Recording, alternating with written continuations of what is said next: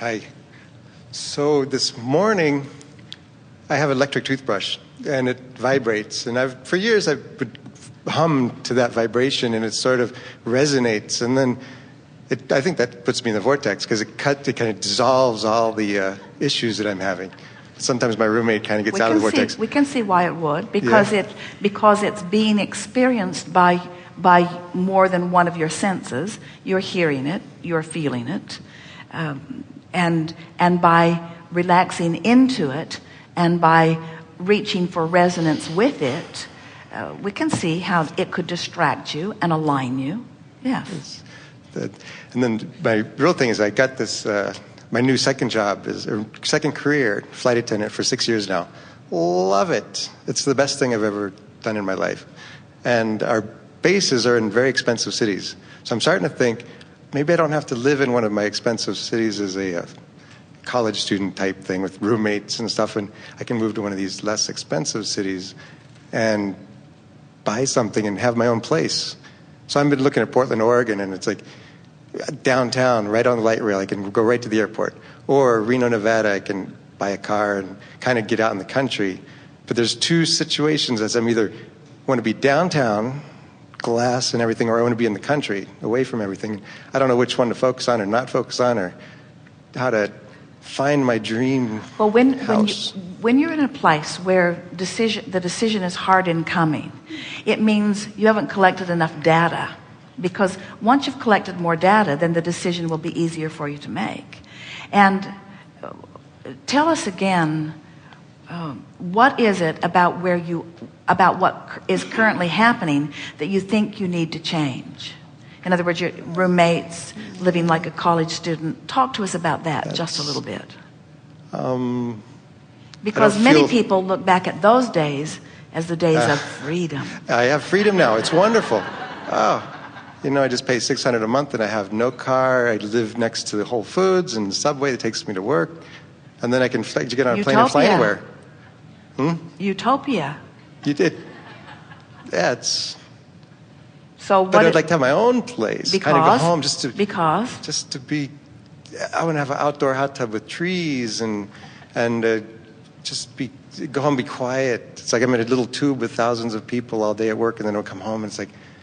No. Are they all in there with you? No, well, when I come home, it's just nice. It would be nice to create something, build, my own place, and just not have any contrast at home. It's perfectly normal and wonderful to be sifting through the details of your life and identifying what you want. But it is always true that once you put things into the vortex, that the vortex will organize the circumstances and events to deliver to you all things that you want. And it is also always true that when you are in this place of saying, should I live in the country? Should I live in the city? Should I have a roommate? Should I live on my own? When you're weighing the pros and the cons and the pluses and the minuses of things, you can hold yourself in a place of resistance, where if you will just make peace with where you are. This is the thing that almost nobody really gets at first, and once you hear it, it just makes such sense. You wonder why you didn't always apply it, because at some level you've always known it. So we're just going to explain to you the very basics of creation. So you sift and sort and identify what you want, and whether you're speaking about it to anyone else or even writing it on your own list of dreams and desires and hopes, you are sending off those rockets of desire. So when you feel confined in that little airplane tube all day, it makes you want freedom from people, freedom from the demands of people. When you live in the city with exhaust and congestion and tourism and inconsideration, it makes you want consideration. It makes you want cleaner air. It makes you, in other words, whatever you are living, the contrast always sharpens your desire. So what's been accumulating in your vortex are all of those pieces of all of those desires.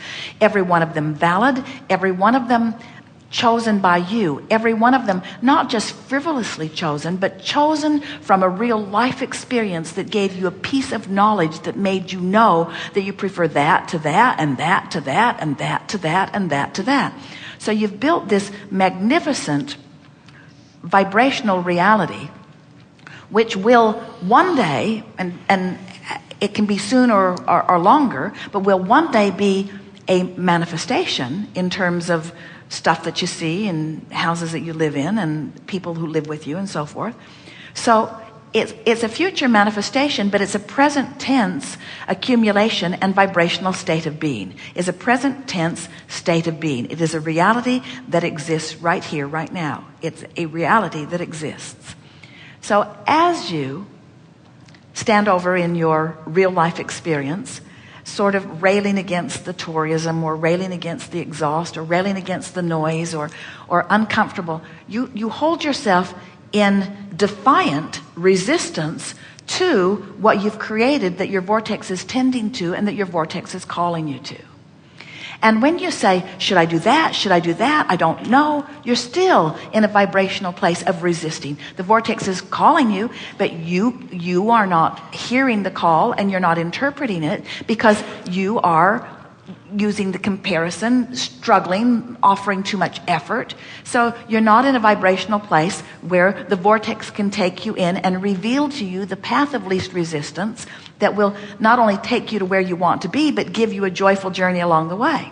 But this one factor, this one mindset, this one understanding will change all of that. When you decide to compassionately, we're going to overwork that word for a while, make peace with where you are, meaning this is a good fit for me right now.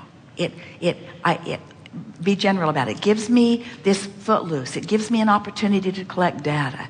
It's really working in this way and in this way and in this way. When I'm in I can go to my own space. I can be by myself if I want to. I can move my physical body anywhere that I want to be. I have the ability to go find a quiet place under a quiet tree and have quiet moments. I have the ability to close my eyes and get into my own mind. In other words, I don't need to be someplace different and I don't need to do something different in order to feel the way I want to feel.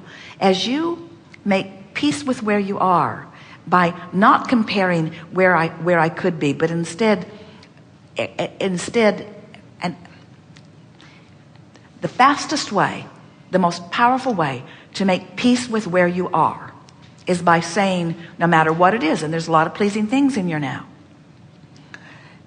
this is the beginning of my journey, not the beginning and middle and ending of my journey. This is the beginning of my journey. When all of those people get on those airplanes, they're going somewhere. That's why that feels so good to you. They're all going somewhere. And none of them want to be on that airplane. They don't want to really be on that airplane. Nobody really wants to be in that little tube with you either. But why are they doing it? Because they're going somewhere. Because the call of the journey supersedes where they are, and where they are just doesn't matter very much. It's sort of like, I can do this because it's on the way there, you see.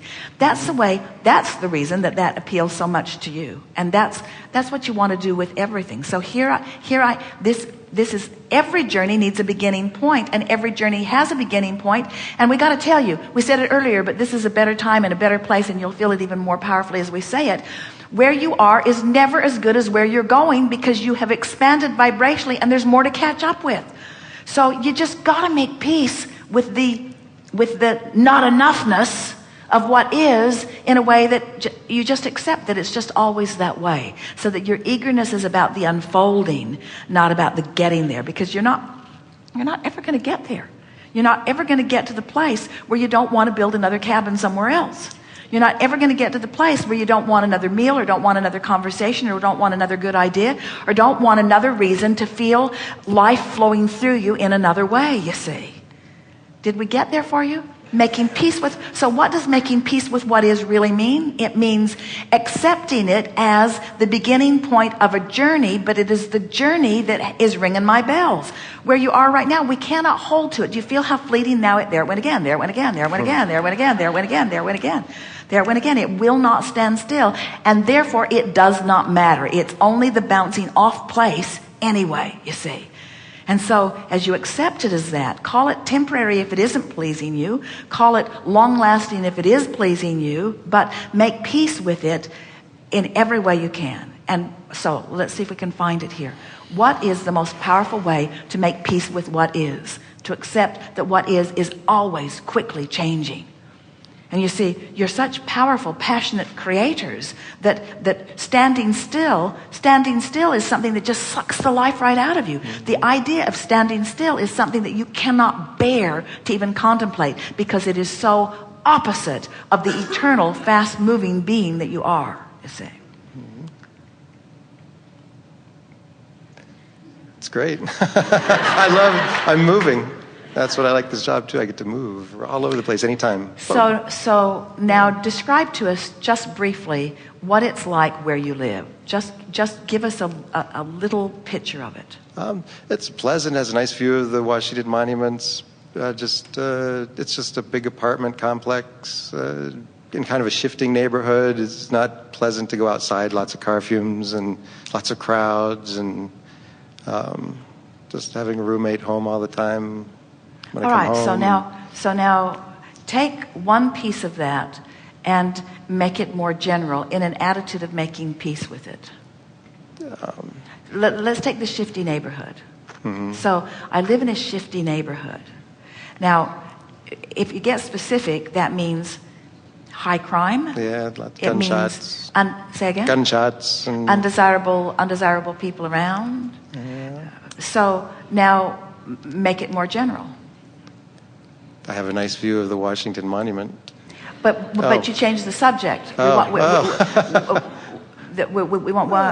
to take the shiftiness of the neighborhood and make peace with it. There's public transit nearby. Oh, that's different. You're changing the subject again. Making peace with with one of the pieces of it that didn't feel good to you. So shifty neighborhood, but I've never really felt unsafe. Right. I've always been safe. I move around at will. A lot of people do. People are moving around. Law of attraction doesn't bring me into anything like that. The whole world is shifty in the sense that there are things around all of us that are unwanted. Can't drive down the there are shifty people on every airplane you're on. And they're not all employees of the airline. In other words, there's stuff around everywhere. There's stuff around, but it doesn't mean that you are a match to it. It doesn't mean that law of attraction is hooking you up with it. So now we'll speak from your point of view. My neighborhood is what it is, but it's working for so many people, and it's working for me right now. Mm-hmm. And there are many more advantages to being here right now than there are disadvantages. And I know that I won't be here forever, but it's just right for me now. And as you make peace with it, then if there is something that you want, and in the making peace with where you are, the something that you want will call you quickly and effortlessly and efficiently, and you'll say, and you won't say, I don't know whether to do this or this, because the way it lines up is so amazing. You can feel the universal hand in it. You can feel the divine intervention in it. You can feel the well-being in it. You can feel the orchestrated qualities of it. You can feel the worthiness of you. In other words, you just feel that you're in good hands. And then you will come round to say, isn't it something that I lived in a neighborhood that I once called shifty in a sort of semi-effort to make myself feel unsafe and use as motivation to leave it.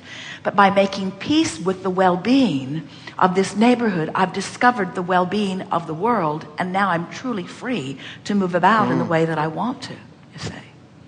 You'll never be happy with your feet nailed down in one place. There is a huge world of experience and exposure that you are reaching for, you see. Yes. Good. Thank you. Yes, indeed.